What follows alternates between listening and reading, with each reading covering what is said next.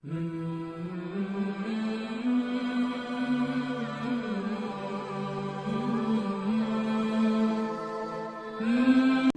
علیکم. ہمارے YouTube channel پر آپ سب بہنوں اور بھائیوں کو خوش آمدید. امید کرتا ہوں آپ سب لوگ خیریت سے ہوں گے. چلیں سٹارٹ کرتے ہیں آج کی ویڈیو. کر رہا تھا کہ یہ جو ایک دم بات بات پہ ہائپر ہو جانا، غضبناک ہو جانا، اسلام میں یہ پسندیدہ کام نہیں. ہمارے قرآن کی میں نے آیت پڑھی کہ اللہ نے جنتی لوگوں کی صفت بیان کی کہ والکاظمین الغیظ، یہ لوگ غصے کے کڑوے گھونٹ کو پیتے ہیں.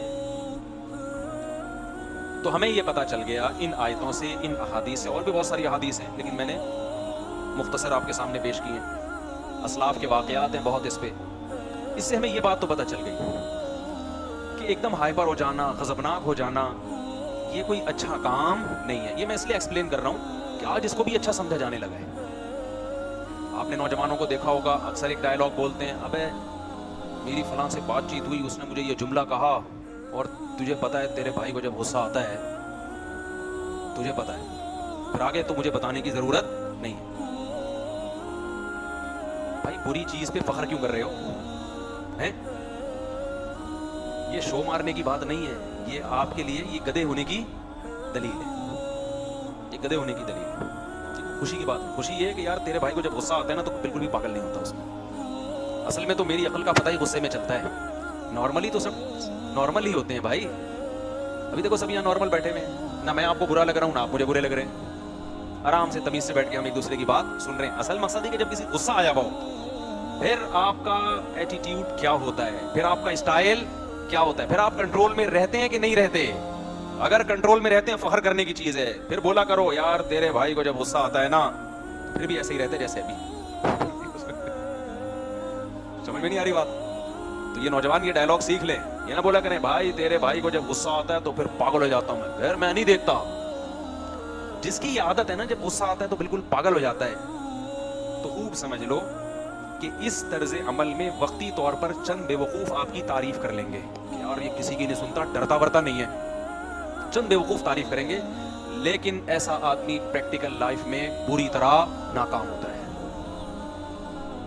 یہ نہ دین کا نہ دنیا کا، کہیں بھی ترقی نہیں، نہ کاروبار کر سکتا ہے، یہ نہ جاب کر سکتا ہے، نہ اللہ کو راضی کر سکتا ہے. جو غصے میں کیا ہو جاتا ہے؟ پاگل. نہ یہ گھریلو لائف میں کامیاب ہے، طلاقیں بھی ہوں گی ان کے گھروں میں، بچے باغی بنیں گے، رشتہ دار ٹوٹ جائیں گے، کہیں بھی یہ کام، اور پھر ایک دن ڈپریشن سے مر جائے گا کیونکہ یہ غصے میں کیا ہو جاتا تھا؟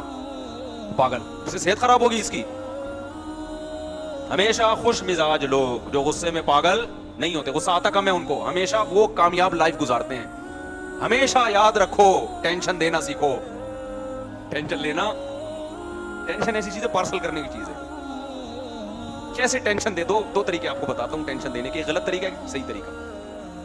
ایک پہلے غلط طریقہ بتا دیتا ہوں، وہ والا طریقہ میری مراد نہیں ہے. ایک صاحب کا فون آیا کہ میں بہت ٹینشن میں ہوں. میں نے کہا کیوں بھائی؟ کہہ رہے ہیں آج مجھے 1 لاکھ روپے کسی سے میں نے قرضہ لیا ہوا تھا، وہ آج شام 6 بجے مجھے دینا ہے، میرے پاس پیسے نہیں ہیں، ٹینشن ہو رہی ہے. میں نے کہا پارسل کر دو ٹینشن. میں نے مزاح کیا اس سے، کہہ رہے میں کیسے پارسل کروں؟ وہ بندہ آئے گا شام 6 بجے، میرے پاس ہے نہیں، تو لڑے گا مجھ سے کہاں سے؟ میں نے کہا ٹینشن پارسل کرو. کیسے؟ میں نے کہا جب وہ آئے تو بولو نہیں ہے. تو جو ٹینشن آپ کو ہو رہی ہے وہ کس کو ہوگی؟ جب نہیں ہے تو کہاں سے دو بھائی؟ آجا گھر میں دیکھ لے، لاکر دکھا دو اس کو، جیبیں دکھا دو. میں نے کہا اس سے کیا ہوگا کہ تھوڑی دیر تک تو ٹینشن پارسل ہونے میں ٹائم لگے گا، ایک دم سے نہیں چلی جائے گی. تھوڑی تھوڑی جو ہے نا، جیسے بلوٹوتھ سے کوئی فائل جا رہی ہوتی ہے نا، فائل ہلکی ہلکی ٹرانسفر، تھوڑا تھوڑا. آپ ابھی غصے میں رہو گے کیونکہ وہ غصے میں آپ کو ٹینشن دے رہا ہوگا، جلدی لے گا نہیں وہ، لیکن آہستہ آہستہ آہستہ آہستہ جب اس کو یقین ہو جائے گا نا اس کمبخت کے پاس سے ایک ڈھیلا نکلنے والا نہیں ہے، تو آپ کی ٹینشن پوری کی پوری کہاں ٹرانسفر ہو جائے گی؟ ادھر. اور یہ فائل وہاں جیسے ٹرانسفر ہوئی، آپ کے جو میموری کارڈ ہے نا اس میں ڈیٹا کی مزید ٹینشنوں کی اسپیس کیا ہو جائے گی؟ بڑھ جائے گی. ہر آدمی کے نا دماغ میں ایک میموری کارڈ ہے جس میں ایک خاص حد تک ٹینشن برداشت کرنے کی صلاحیت ہے. تو اگر وہ ٹینشن ریلیز ہوتی رہے گی تو مزید ٹینشنوں کی جگہ بنتی رہے گی. ورنہ اگر یہ والی ٹینشن ختم نہیں ہوئی، ایک اور ٹینشن آ گئی تو بھائی یہ تو دماغ تو دھماکے سے بڑھ جائے گا ایک دن. یہ غلط طریقہ ہے ٹینشن پارسل کرنے کا. ایسا نہ ہو کہ آپ یہ شروع کر دیں. میں نے مذاق کیا تھا اس کے ساتھ، میں نے کہا تھوڑی دیر تو ٹینشن ختم ہونا ہے بیچارے. اور ایک صحیح طریقہ ہے ٹینشن پارسل کرنے کا. وہ یہ ہے کہ کسی اور کی حماقت کی سزا اپنے آپ کو مت دو.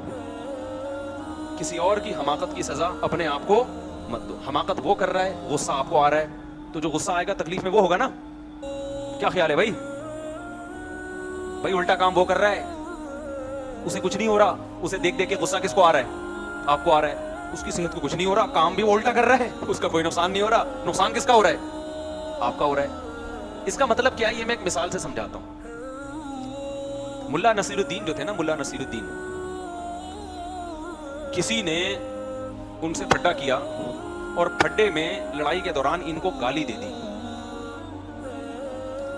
اب جب ان کو گالی دی ہے تو غصہ آنا چاہیے تھا نا ان کو. اس کا مقصد ہی گالی دینے سے یہ تھا کہ جب میں گالی دوں گا تو ایک دم ہائپر ہو جائیں گے, دماغ خراب ہو جائے گا. یہ بڑے سلجھے ہوئے آدمی تھے.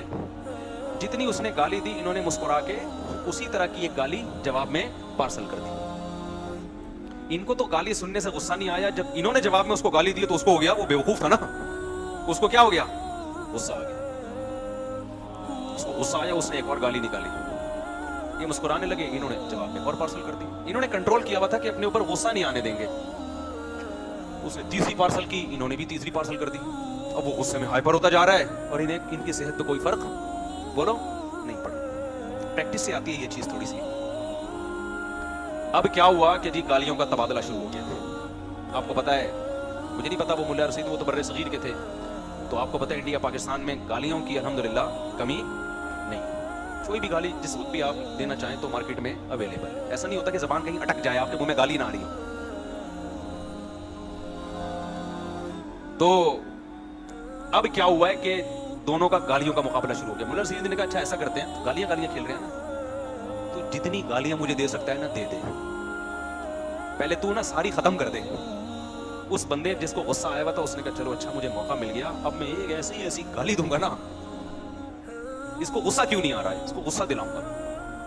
اس نے ایک گالی, دو گالی, تین گالی, چار گالی, آرام سے ٹھنڈے پیٹوں سن رہے ہیں بیٹھ کے. جتنی گالیاں وہ دے سکتا تھا, ساری گالیاں جو اس کائنات میں تھیں وہ ساری کیا ہو گئی؟ ختم. اور یہ بیٹھے ہوئے آرام سے مسکرا رہے.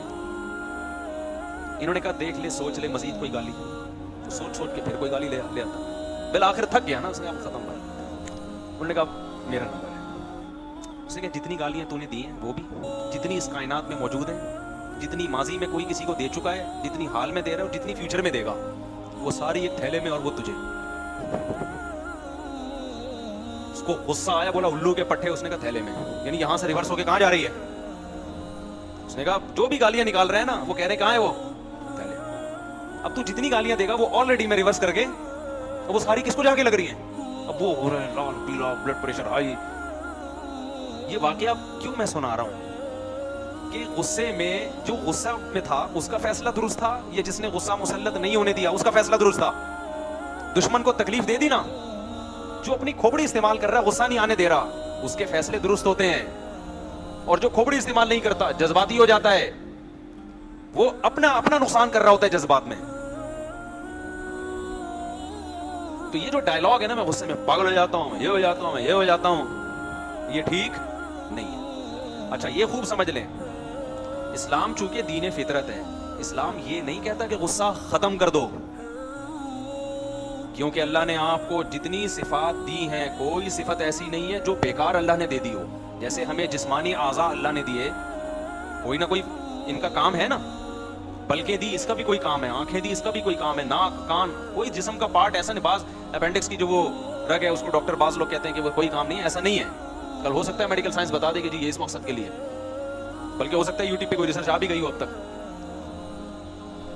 تو خوب سمجھ لیں, جیسے اللہ نے ہمیں ظاہری جسمانی عضو دیے, ہر عضو کا کوئی نہ کوئی مقصد ہے, کوئی چیز بیکار نہیں ہے. ایسے ہی اللہ نے جو ہمیں کچھ اندر کچھ صفات دی ہیں, کچھ اندر کچھ قوتیں دی ہیں, وہ قوتیں بھی ہمارے فائدے کے لیے دی ہیں, لیکن ان کو کنٹرول کرنے کی ضرورت ہے, لگام دینے کی ضرورت ہے. اللہ نے ہمارے اندر محبت کا جذبہ رکھا, اب یہ جذبہ غلط استعمال ہو رہا ہے, عشق معاشقے ہو رہے ہیں اور حرام کاریوں کی طرف جا رہا ہے یہ جذبہ. تو اسلام یہ نہیں کہتا محبت کے جذبے کو ختم کر دو. ختم ہو گیا تو بیوی سے کیسے محبت ہوگی, اولاد سے کیسے ہوگی, ماں باپ سے کیسے ہوگی, سب سے بڑی بات اللہ رسول سے کیسے ہوگی, اس کے لیے بھی تو جذبہ چاہیے نا. ملک سے کیسے ہوگی, یہ تو آپ ایک مردہ انسان بن جاؤ گے. اللہ نے شہوانی جذبات رکھے ہیں, ڈیزائرز رکھی ہیں, یہ ڈیزائرز غلط استعمال ہو رہی ہیں, انٹرنیٹ پر فحش فلمیں دیکھی جا رہی ہیں, زنا کی طرف جا رہے ہیں اور جو کچھ گند بلا ہماری سوسائٹی میں.